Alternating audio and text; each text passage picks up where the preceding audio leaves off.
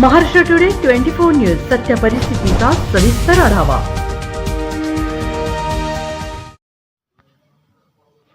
हिंगोली जिल्ह्यात वीज बिलासाठी व खंडित वीजसाठी भारतीय जनता पक्षाचे जिल्हाध्यक्ष पप्पू चव्हाण यांनी केले आंदोलन।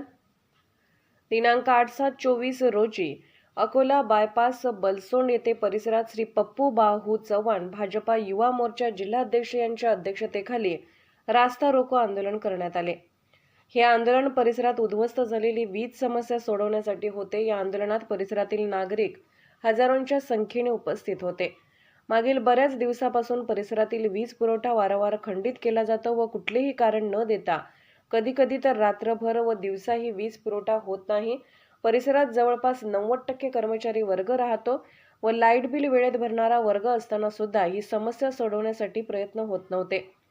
त्यामुळे आज मोठ्या प्रमाणात नागरिक सहभागी होऊन श्री पप्पू यांच्या नेतृत्वाखाली या आंदोलनाला दिलीप माने, जयदेव माने, रवी गायकवाड, अशोक लोंढे, उज्ज्वला खोल, घाडगे, अमोल बनसाळी, रितेश मुदंडा, अनिल मंदाडे, सुबोध बिसे, क्षीरसागर सर, अनिल वाघमारे, राहुल बलखंडे सर्व जनतेने पाठिंबा दिला।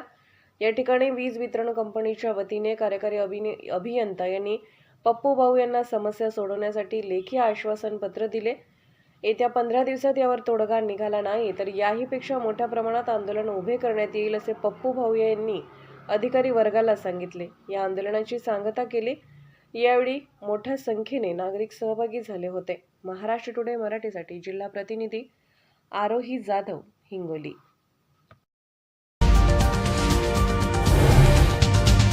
आजच महाराष्ट्र टुडे 24 न्यूजला सबस्क्राईब करा आणि सत्य परिस्थितीचा सविस्तर आढावा पहा।